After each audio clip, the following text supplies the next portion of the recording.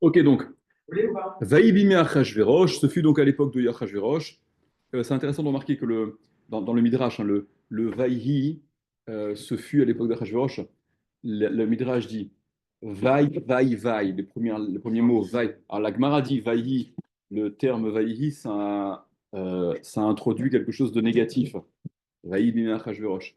Et le Midrash relève que Vaïhi, Vaï, Vaï, Vaï, c'est un terme de lamentation. En fait, la vraie prononciation, pour mieux comprendre ce Midrash, c'est why. Why, why, why. D'accord? Le wow, comme vous le savez tous, le wow, d'accord? Non, je suis très sérieux, hein, blague à part. Et donc, c'est why, why. D'accord? Le vaïhi. Euh, donc, Achashverosh qui règne sur les 127 provinces que vous connaissez. Euh, et donc, je vous annonce déjà ce qu'on fera en filigrane un peu demain. Euh, le nom de Achashverosh en perse, puisque c'était l'empereur de Perse, son nom en perse, c'était pas Achashverosh. Ok? On verra à qui historiquement Achashverosh il est assimilé, enfin par qui, comment il est identifié. Euh, et il règne donc de Hodou jusqu'à Couche. Ok? On rappellera, vous verrez même, je sais pas si. Vous pouvez même le voir dans Wikipédia. Moi, je sais qu'à l'époque, j'avais lu sur comment ça s'appelle? Universaliste, d'accord, il y a des cahiers comme ça, universalistes, des trucs sur des périodes. Vous vous rappelez, vous connaissez l'encyclopédie universaliste, d'accord, les empires, la Mésopotamie, la Perse, l'Égypte, trucs, etc. Et vous verrez que l'empire grec, il est passé comme ça, il y a eu deux branches au début, ce qu'on appelle Darius, Cyrus, etc. On verra comment ça s'inscrit dans la suite, parce que il faut pas oublier que dans le Tanakh, il y a des trucs qui sont passés, quoi. Au-delà de l'histoire, ça s'est passé, quoi. Ok? Donc, replacer des choses historiques, c'est aussi intéressant. Surtout qu'on a eu Donc, plein il y a eu plein d'archéologies qui ont mhm, confirmé. mhm, Il y a plein de choses qui ont été ouais. retrouvées là-dessus. Non, lui, il dit beaucoup de. Chauffe pas, chauffe pas, chauffe pas, pas chauffe pas. Non, il dit beaucoup de mensonges. Beaucoup Mais il est beaucoup navi, de. non? Bien sûr qu'il y a un avis. Mais, non, mais le problème, c'est que lorsque quand ce ballon de baudruche, par ceux qui connaissent, et il éclate, c'est problématique. Ok? Donc on n'a pas à gagner, même si ponctuellement tu vas ramener, à terme, ça peut être plus un Corban qu'autre chose, quoi, quand tu t'aperçois que tout ce que tu as raconté, c'est du mensonge. D'accord? C'est du mensonge. Ouais, Euh, après, voilà. Après, voilà, il y a ceux qui pensent que la fin justifie les moyens. Non, non, grâce à nous, il y a des trucs, mais regarde ce qui se passe après et regarde les conséquences.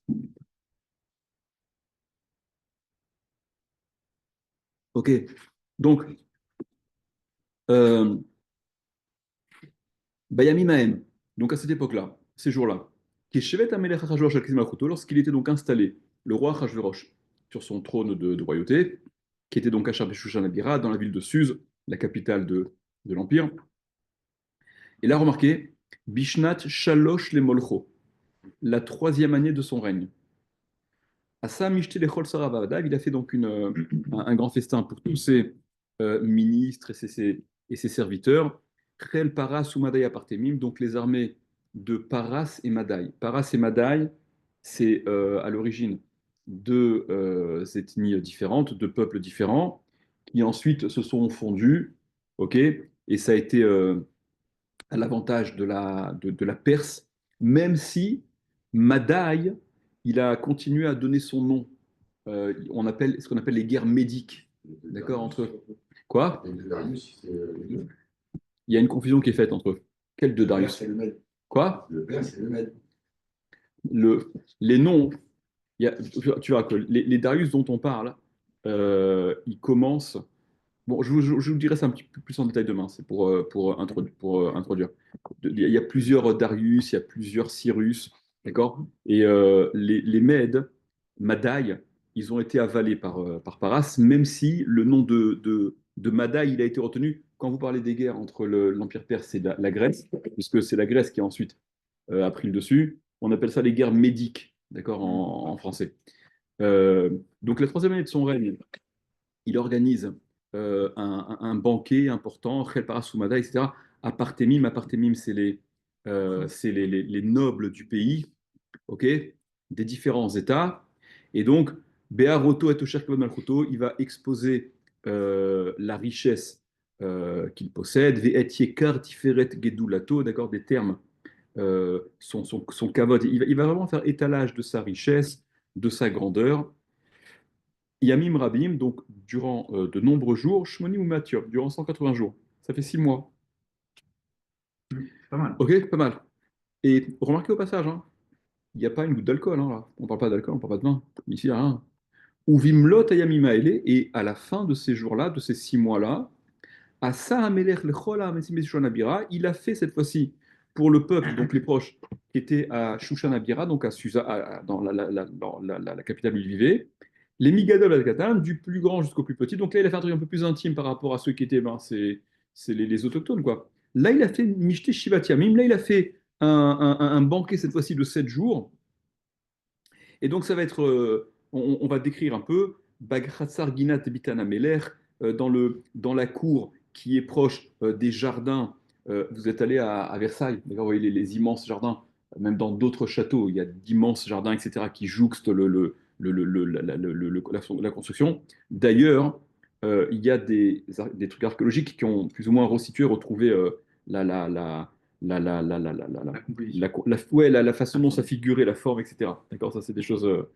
Et donc voilà, on décrit Rour, Karpas, d'accord, les couleurs, les matériaux, là aussi, ou Trelet, Arous, Bechavlevutz, d'accord, des laines qui étaient teintes en bleu ciel, qui étaient attachées, Bechavlevutz, avec du lin blanc, Vergaman, des couleurs dans le rouge, Al-Gilili, Chesef, Vermoud, Shesh, euh, qui étaient étalés sur des. Il y a des matériaux en argent, il y a des piliers en marbre, Mitos Zahav Chesef, des bancs, des lits en or, en argent, Al-Ritzadat Vachesh, le Dav Suraret, sur des sols qui étaient, c'est les pierres semi-précieuses là. Comment on dit en français ces pierres-là? Je ne sais pas comment on appelle. Des pierres qui ont, ouais, des pierres semi-précieuses avec des espèces de figures là. Je ne sais plus comment on dit en français. Euh, Zermoni? hein? Des trucs un peu dans ces goûts-là. VHcode Bichle Zahav, et donc là il est question de boisson. D'accord? Mais les 180 jours qui ont précédé, où il avait tous ses épis, tous ses, quoi? Ministre. Oh, c'est Tous ses ministre, c'est la ministres et toutes cour. ses provinces, c'est-à-dire tous La ces cour. États, tous ces Ouais, États qui mais étaient conviés. 180 jours de beuverie, c'est dur à tenir, hein. On n'a pas parlé de On n'a vrai. pas de beuverie. On n'a pas Mais de c'est pour vrai. ça que je te dis, Ouais. les 7 jours, c'est plus facile Voilà. à. Ça semble plus une convocation de tous ces États, ok? Et c'est que après ces 180 jours qu'il est question de cet épisode un peu plus intime à Shushan. Et là, il est question de Hashkod Birkle Zahav, donc la boisson qui va être servie dans des ustensiles en or, Vechelim Mikelim Shonim, des ustensiles, de la vaisselle de toute forme, de toute taille, enfin bref, des choses très variées. Veyen Malchut, voilà, là. Et le vin, donc de la royauté, c'est sur le compte du roi, Rav Keyada Meler, qui coulait à flot, Veachetia Chadat, et la boisson Chadat. Alors les Khamim directement ils disent Kadat, c'est-à-dire que selon Kadat, c'est la religion. C'est-à-dire qu'en accord avec la halacha, il avait du vin cachère, mais bon, c'est pas le pshat pachout. Le pshat pachout, c'est d'après les usages, il servait le vin, etc.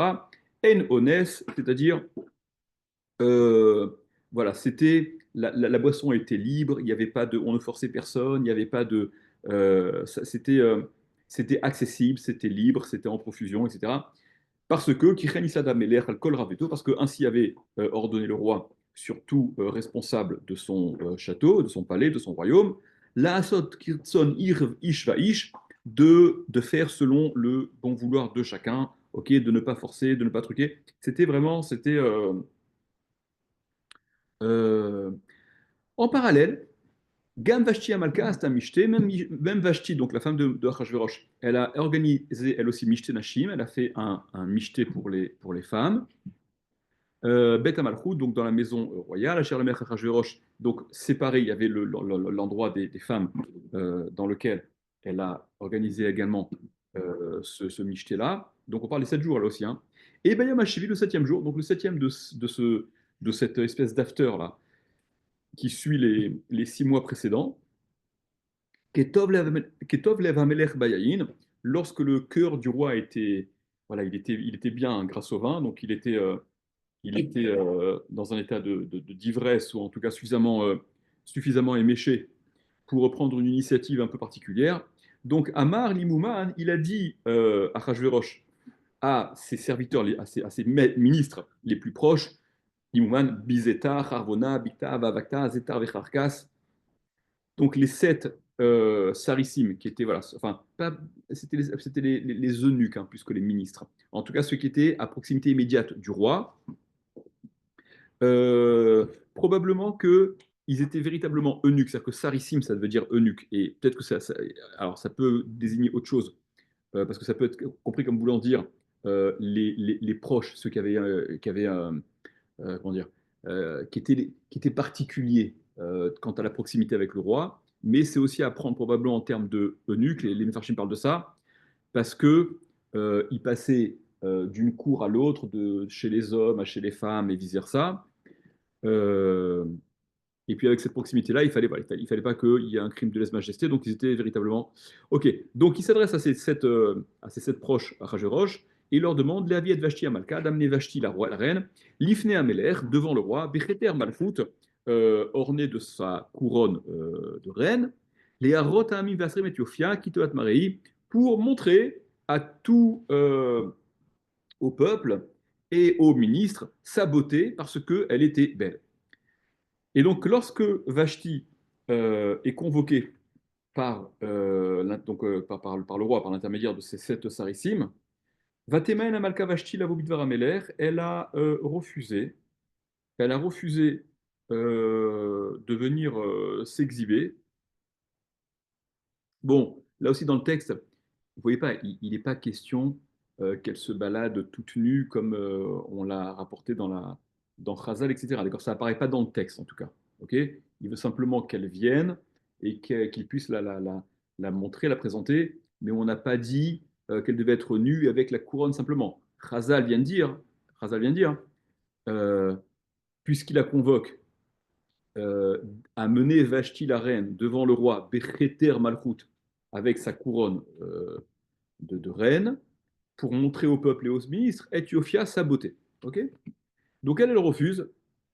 euh, elle refuse à celui qui avait les pouvoirs, les pleins pouvoirs. Ok, mais elle refuse de s'abaisser en venant s'exhiber devant. Après, c'est vrai que de quelle façon de se montrer il était question.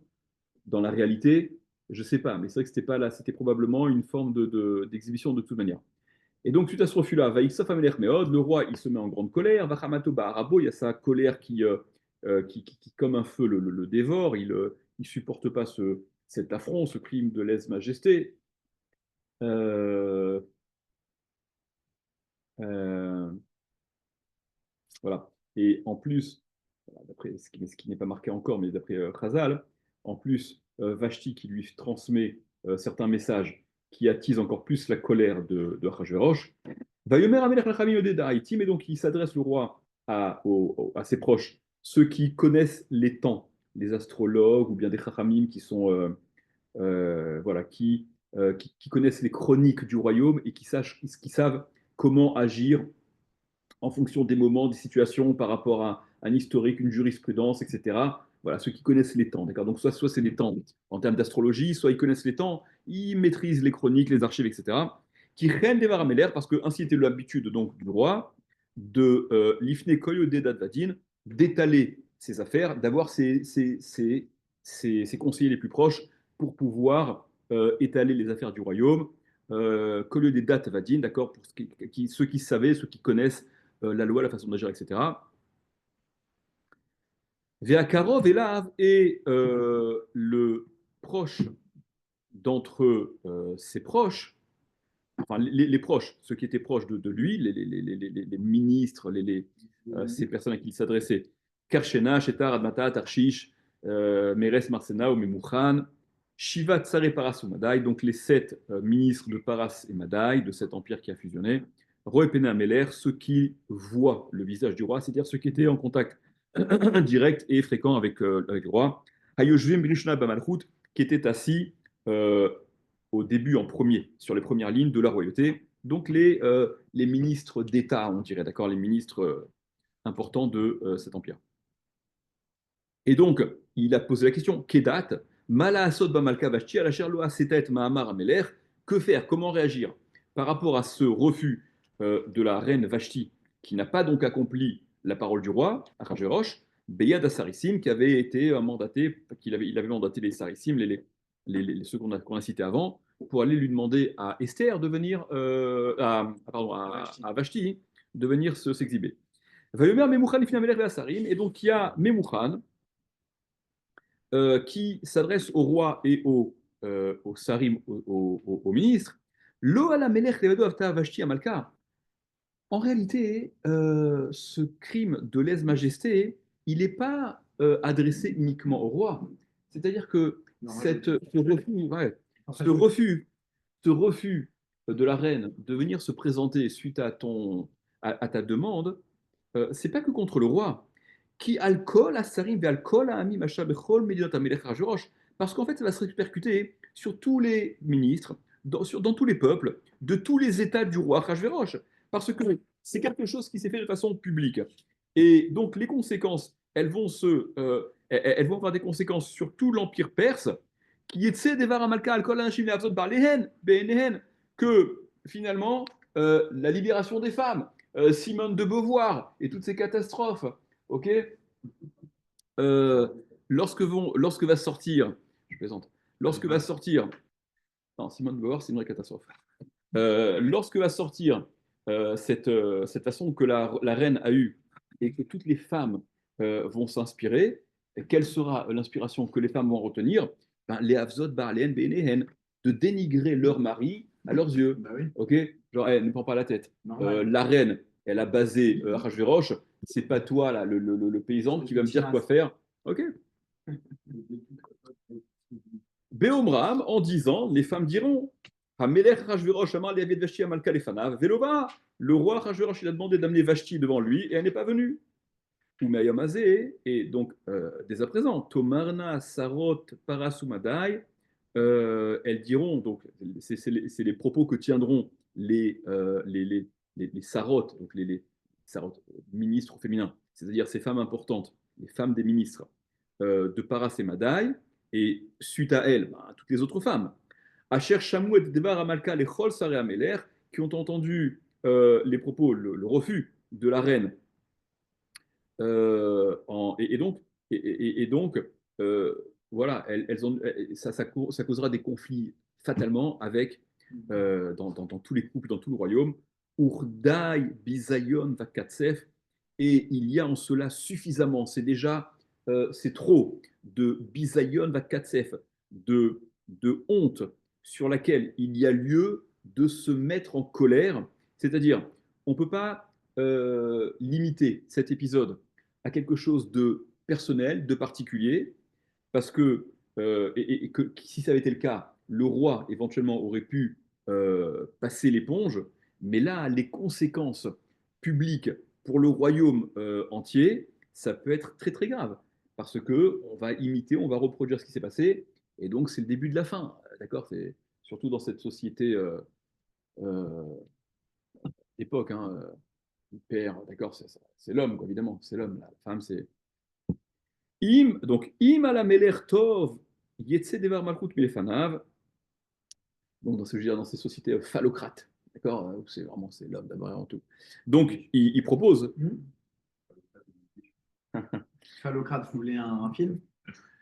Donc, si cela plaît, donc si le roi est en accord, que soit Yetsevar Malkout Milefanav, que la décision puisse être envoyée et qu'on fasse savoir Vikatev, Bedate, Parasumadai, Velo Yahavor, et que ce soit écrit donc dans le livre des règles de Parasumadai et qu'on passe pas à l'ordre du jour.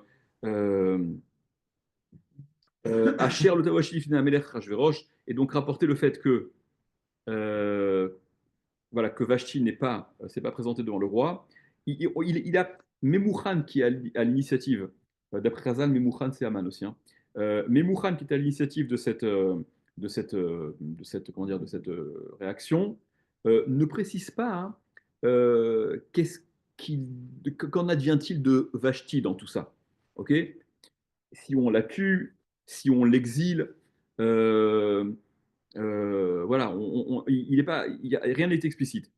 Par contre, où Malchuta hein, et sa royauté, donc sa place, le rôle officiel de reine, Yiten Amelech Liruta Tova Mimena, il donnera le roi à une autre, meilleure qu'elle, à une autre femme qui sera plus à même que Vashti de remplir ce rôle. Et bon, et puis c'est pas les femmes qui manquent dans le royaume. Et puis le roi, d'accord, c'est pas celui qui va se retrouver en rab, bien évidemment, en déficit de pouvoir se procurer qui il veut. Venishma Pidgam Ameler Hachayasi Bechol Makoto Kiraba. Et donc, ça va être entendu euh, dans tout le royaume, etc. Kirabahi, parce qu'elle est grande, sa royauté, enfin, le royaume est immense.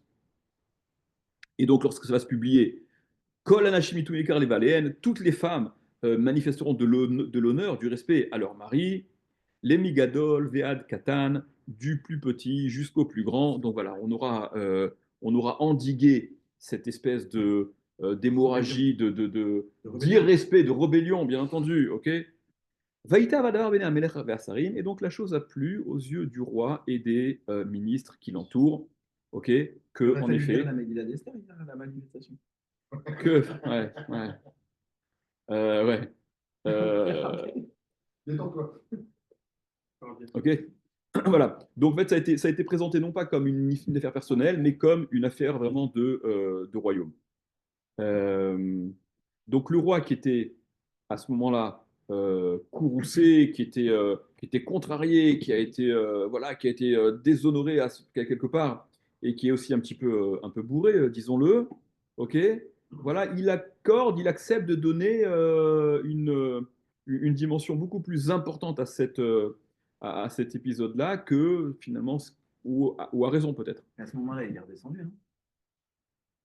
En tout cas, quand ça a commencé, est-ce qu'il a vécu son vent entre-temps ou pas? Peu importe. En tout cas, c'est ce qui se passe. Vaya Samela Kida Memouchan, et donc le roi il agit selon le conseil de Memouchan. Ok. Euh, voilà. Entre parenthèses, vous remarquez entre les lignes dans la rédaction hein, de la Megillah, vous remarquez que dès le début, le ton il est donné. Achashverosh, il est présenté comme un roi un peu léger, qui ne sait pas se faire obéir, qui est manipulé, ok. Il boit, il s'enivre, il demande à sa femme un truc un peu, voilà, pas ce qu'il y a de plus british. Il essuie un affront aux yeux de tous. Il ne sait pas quoi faire. On lui conseille quoi faire. Il accepte, il est manipulé. Vous voyez que il y a dans cette rédaction de la Megillah une volonté manifeste, hein, semble-t-il, des rédacteurs de la Megillah, de présenter Achashverosh sous ces traits-là. Ok. Vaishar Sefarim, et donc il envoie des Sefarim, non pas des livres, mais des lettres, on va dire, enfin c'est des Oye Oye bonnes gens, El Kol Mediot Ameler, dans tous les états du roi, dans toutes les provinces donc de sa royauté. El Medina Mdina, Kirtava, Velambam, Kitchono, donc à chacun adressé selon sa langue et voilà, que chacun puisse comprendre. Liot Kol Ish Sorer Beveto, que chaque homme devait être respecté et maître en son foyer. Umdever Kilshon Amo, et que les différents peuples qui vivaient donc dans cet empire donc, où les langues se mélangeaient, le roi a ordonné que la langue dans le foyer qui était à retenir était la langue du mari. C'est l'homme qui impose et il faut se calquer sur l'homme, sur le maître de maison et non pas le contraire. Bon, ça semble évident, non? C'est évident. Pourquoi c'est évident? Bah, parce que les femmes sont plus habiles à apprendre les langues que les hommes, tout simplement. Ben Ok, oui, voilà, ça c'est la lecture book. Ok. Maintenant, regardez Rabotai. Regardez la suite. Deuxième Pérec. Deuxième Pérec. Deuxième Pérec.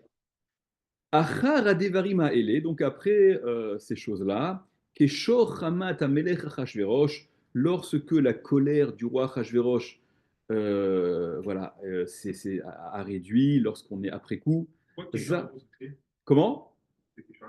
Non. Kéchor, oui. Pourquoi? Kéchor. C'est des moments qu'on marque, ça, c'est des tournants, d'accord? Ça, c'est des minagim, hein, d'accord? Kéchor, il y a différents endroits, d'accord? Guidal, etc., d'accord? Les différents endroits où on marque, c'est des petits tournants, quoi. C'est des. Ok? Aman, on s'excite, mais bon, ouais, mais ça, c'est un peu folklore, ça marque des moments où il y a un tournant. Tu vois, tout de suite. Donc, Zachar et Vashti, Asata, Nixarlia, il s'est souvenu de Vashti et de ce qu'elle avait fait et de ce qui avait été,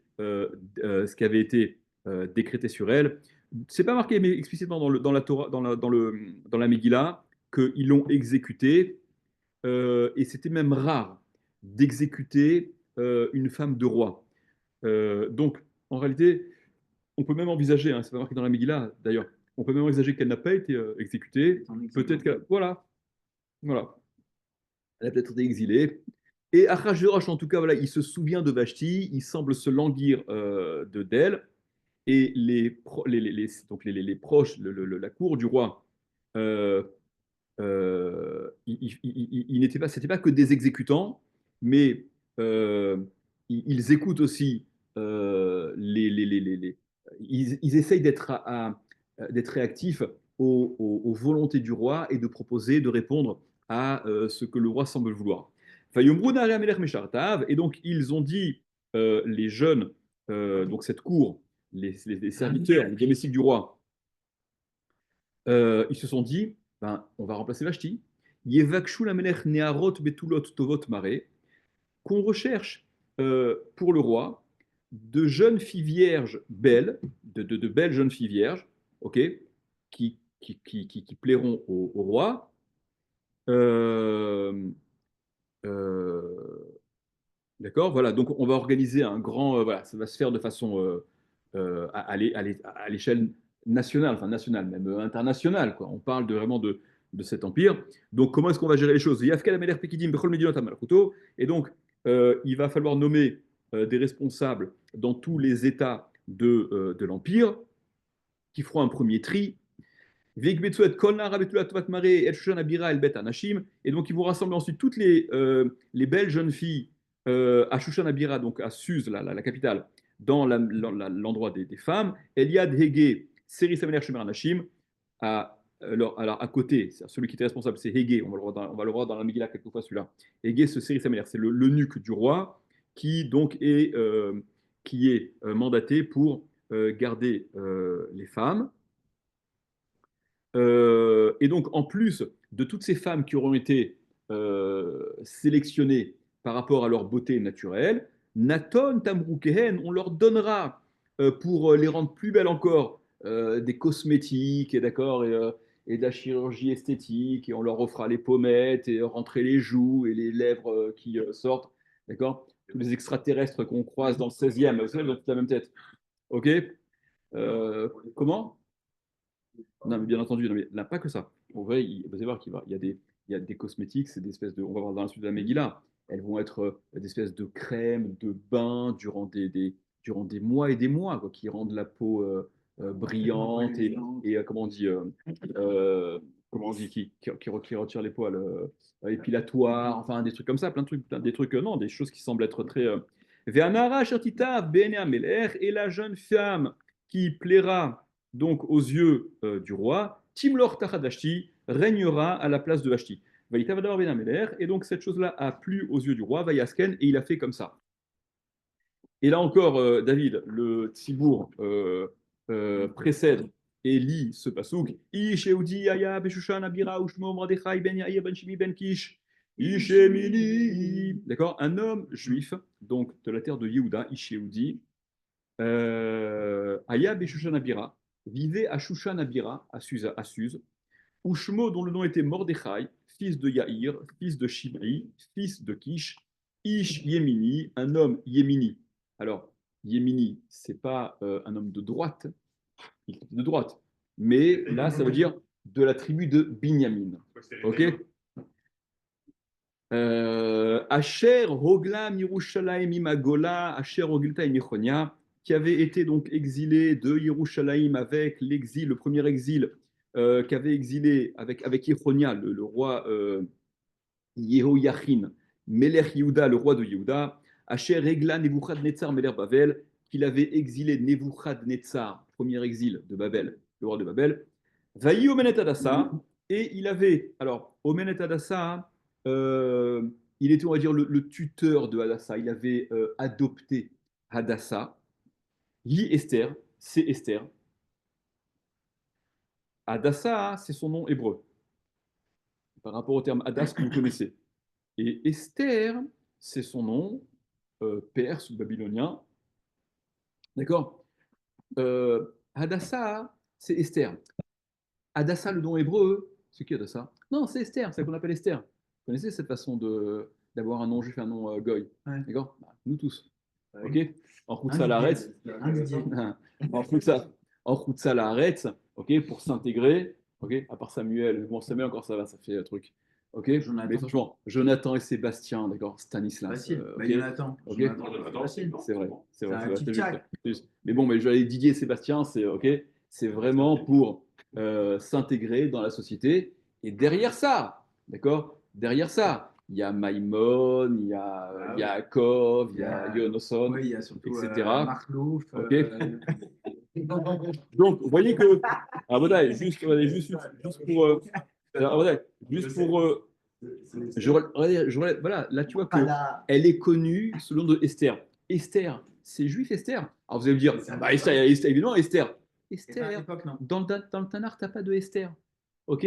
Et par contre, Esther, ça, de façon évidente, ça fait appel à quoi? Ça fait référence à quoi? À Ishtar, qui était une divinité. Ok.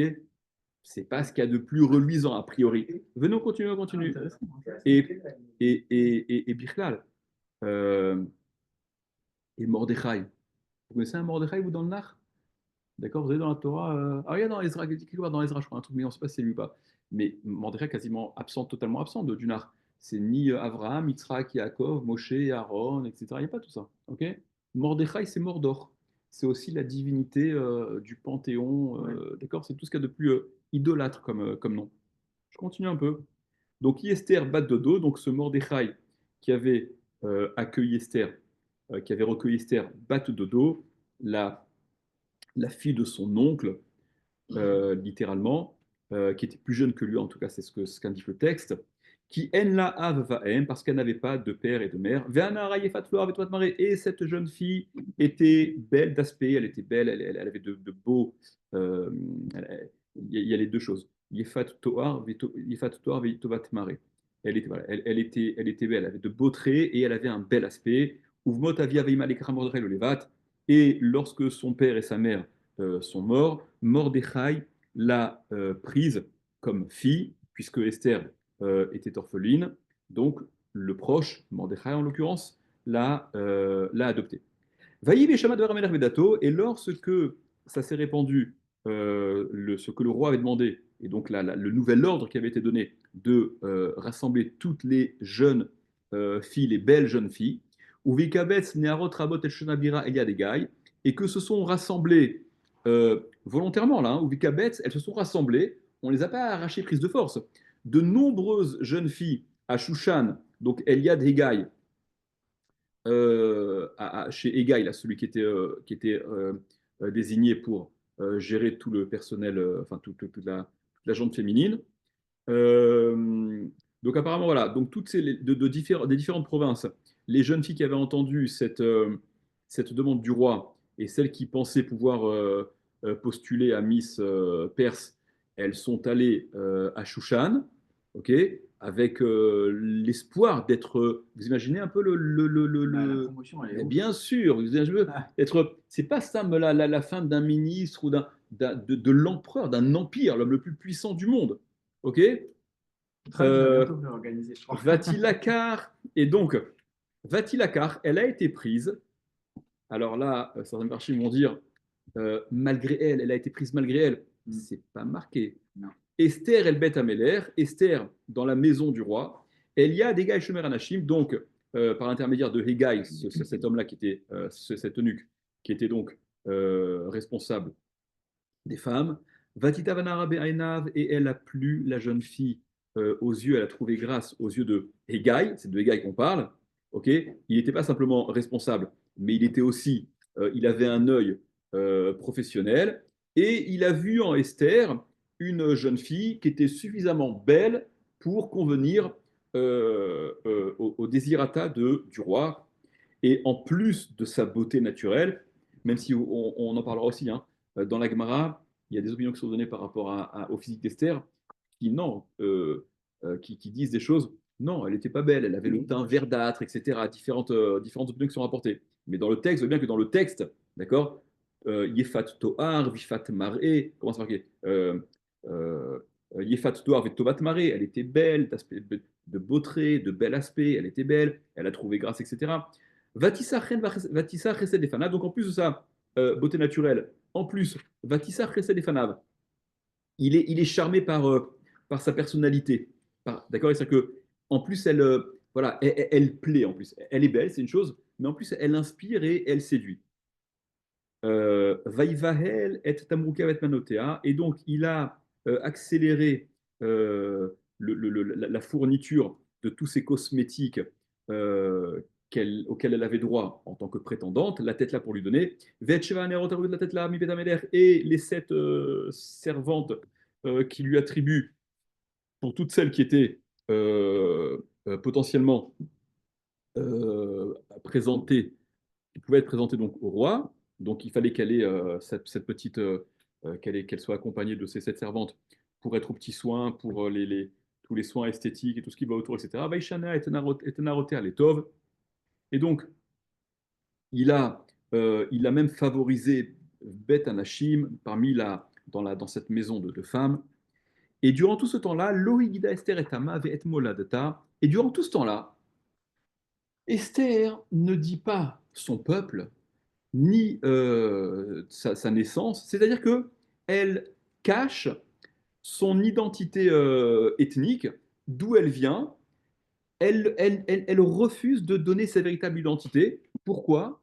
Qui Mordechai tziva alea asher lo tagid. Parce que Mordechai lui avait donc ordonné de ne pas dire, de ne pas dévoiler son identité. Comment? Alors, d'une part, non mais c'est pas ça ce qui est étrange.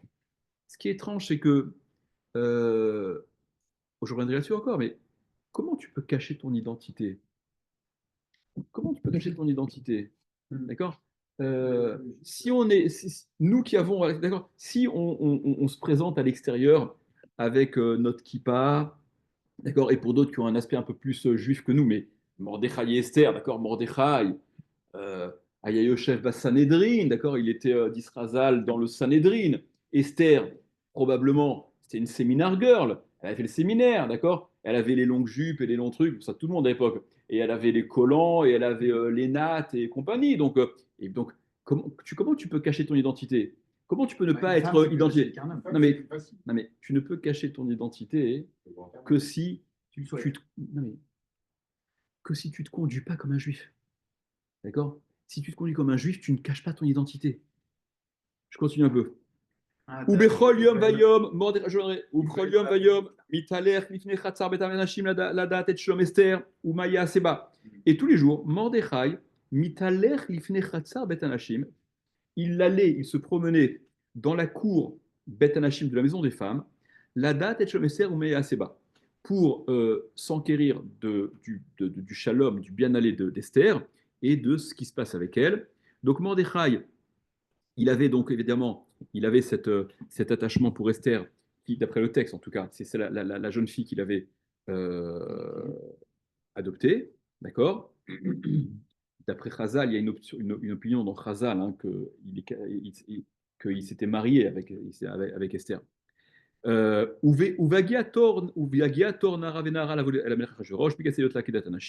Et donc, lorsque la préparation, euh, tout ce qui mettait cette jeune fille qui était déjà belle à la base en conditions physiques plus performantes encore, et donc arrivé son tour, comme toutes les femmes. Alors, comment c'était quoi le process? Shenem Asar Ken, Shenem Asar Kodesh, ça durait 12 mois, cette préparation, qui Ken Ken, parce que ainsi, le temps pendant lesquels ces traitements-là se déroulaient, d'accord? C'est cosmétique. Shisha Chodashim, durant 6 mois, elle était enduite, enfin enduite. Il y avait des onctions, béchémen à mort, d'accord? D'une espèce de, enfin, je ne sais pas le terme, d'accord? C'est des faux. Vous comprenez de quoi on parle. Béchémen à mort, c'est une huile épilatoire. Veshisha Chodashim Babesamim, et durant 6 autres mois, euh, dans des, euh, dans des parfums, Uftamruke Hanashim, et dans différents cosmétiques. Donc vraiment, on l'a cuisiné aux petits oignons. Ou basé à Nehara Abba la Meler, et c'est ainsi que la jeune fille se présentait au roi, après que ces 6 mois plus 6 mois aient été, se soient passés. Et Kol Asher Tomar, et il y avait comme règle que tout ce qu'elle demandait, tout ce que demandait chacune de ces jeunes filles, Yinatenla Lavoima, lui était donné pour que elle puisse le prendre, se présenter avec, d'accord? Elle demandait une paire de boucles d'oreilles, ou elle demandait ceci, elle demandait cela. Eh bien, on lui donnait les moyens d'être à son avantage le plus grand. Mibet Anashim Amener, donc depuis euh, juste donc de la maison où les femmes se trouvaient jusqu'à la maison du roi, elle pouvait exprimer tous ses caprices pour se mettre en avant à son avantage, etc. Donc voilà, le matin, le soir, truc, etc. Pour le docteur. Eliad Shahashga, Seriza Melech, Shomer Apilakshim. Voilà, elle ne retournait pas euh, voilà, elle retournait donc dans la maison ensuite des concubines, une fois qu'elle était placée devant le roi.